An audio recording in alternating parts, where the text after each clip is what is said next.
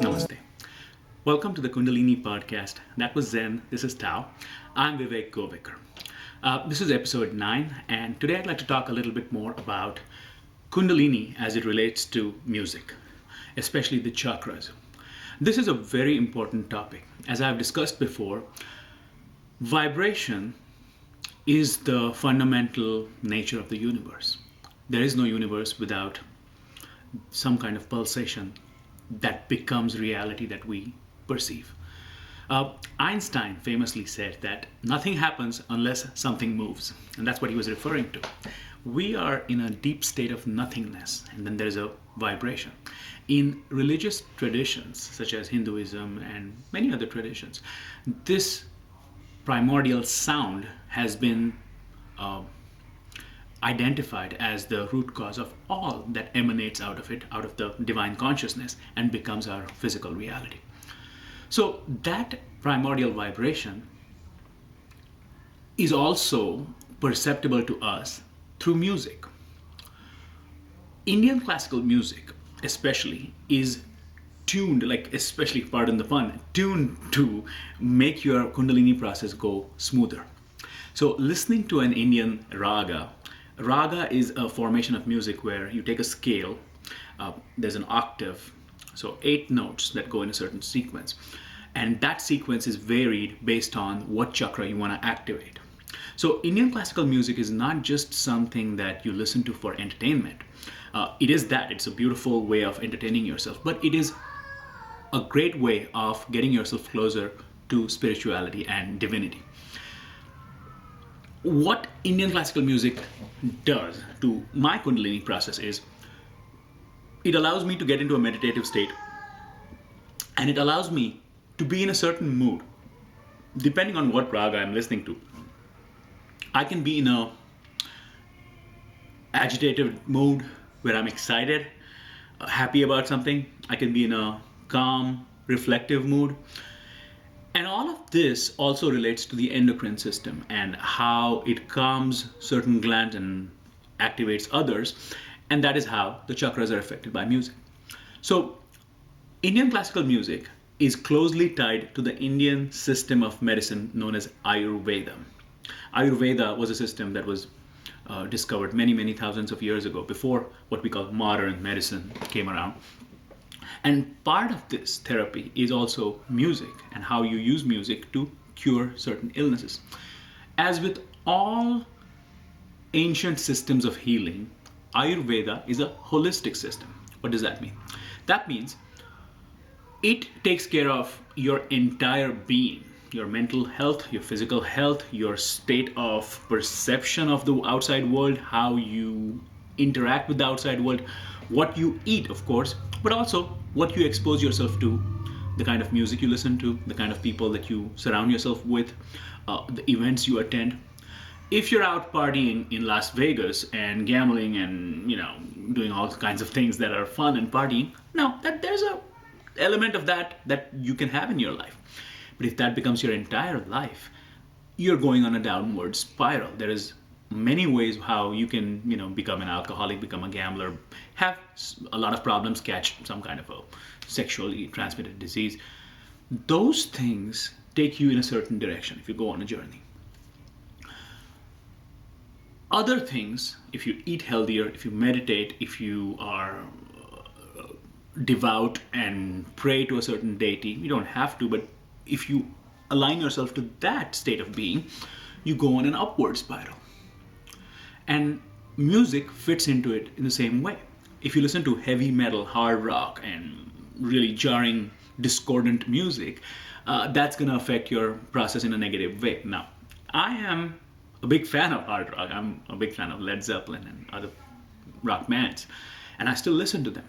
However, for therapeutic purposes and for my Kundalini process, what works the best is classical music, either Indian classical music or Western classical music. Any kind of music that has been composed systematically, and it is not just yelling and screaming, is harmonious, is going to affect your chakras and affect your well-being in a positive manner. So another thing that you come across when you start looking for this connection between music and the Kundalini process is a lot of this new age stuff where there are CDs which say, okay, this is going to calm this chakra and that. Some of it, yes, it's very good and it's very well thought out. Other things are very simplified, oversimplified, to the extent that the popular conception in the New Age circles is that the note C impacts the root chakra, D the second chakra, E the third chakra, and so on and so forth, until the 7 chakras are exhausted and each is assigned to a certain chakra. It is not that simple.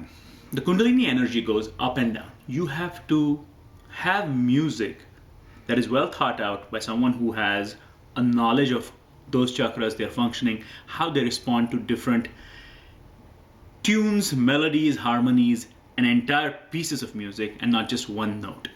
So anyone that says, okay, I play a C note and that activates my chakras, may not be the most effective way to do it.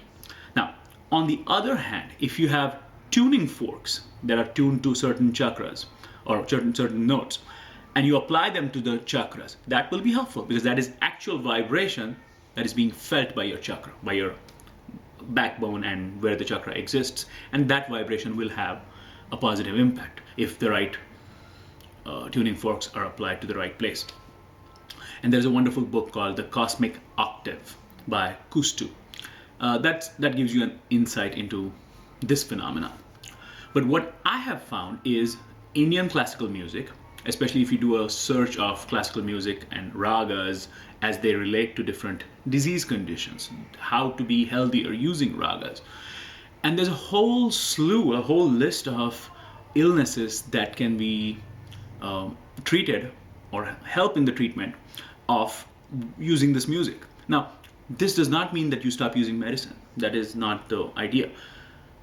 This is a holistic approach and a preventative approach. You prevent disease from happening by being in a better state of mind, by being in a healthier, fitter state, by exercising, eating healthier, and also listening to better music. If you have certain illnesses that you need medical attention for, by all means, you should get medical attention. I'm not at all claiming that the music is going to cure all of your ills. But what music you listen to is very important. And how it impacts your chakras will decide if you're going to be in a healthy state of mind as the process unfolds, or you're going to be agitated and really in a dark mood. And trust me, the dark mood and agitation is not the way to go with the Kundalini energy. You can't fight with the energy. The energy takes over your body and then it starts to change you. The person trying to fight is your ego. That's exactly what the energy is trying to dissolve. It's trying to dissolve your ego and rid you of all of that harm that comes out of, oh, I am this and I want that. Because the ego is a bunch of selective memories. We create a selective image of ourselves in our own minds and call it, this is me, this is who I am. And we neglect certain things because they don't favor us. They don't tell the story as beautifully and say, look at me, I am this. That storyline is completely cut off from how we perceive ourselves. That's the ego. So the demands from the ego towards who you are, how you're supposed to be, is what the Kundalini is trying to dissolve. It's trying to get all of that out so that you don't identify with any personality of yourself. You take so-called good things about you and bad things about you with the same equanimity. You're unperturbed by whatever is said about you, who you think you are, and you align yourself with your higher spirit. Now, once that happens, you start living in the moment. The ego, by its very nature, is not going to keep you in the moment. It's going to keep you in a past where you were living a glorious day and your achievements and all those things that you remember selectively without remembering the trauma and the accidents and whatever bad things and embarrassing things that happened to you. And you're projecting a future based on those images. Whereas the Kundalini just puts you in this moment. Being in the now is one of the most important things. So that is the purpose of the Kundalini energy. And you can help it immensely by listening to the right kind of music. So any kind of classical music, even jazz, melodious harmonic music that will soothe you, calm you, is extremely helpful. Another thing that I've found very helpful is meditations based on theta brain waves or activation of theta alpha brain waves. There are a lot of these binaural beats and brainwave series, and they do help. They get you in a meditative state. Especially the alpha will calm you down, theta will put you in focus, delta is good for sleep. Delta is very effective. Delta brainwaves, if you listen to them when you're sleeping or just about to go to bed, puts you to bed like that. It's a process of trial and error. Not everything I say is going to work exactly that way for you. But listening to music is helpful. Listening to harmonious, melodic music is extremely helpful. Avoiding harsh, loud music is also very helpful. So, what you listen to, how you perceive yourself, how much you manage to stay in the now, in this moment, without thinking too much about the past or the future. Both of those don't really exist except in your memories and your projections for the future. This will decide how smoothly the energy will run in your body and if it will do its work in the best, most optimum setting for it to do its work. That's about it. I guess I've covered what I wanted to say about music, and I hope you enjoyed it. Thanks again for watching. I'm Vivek Govekar.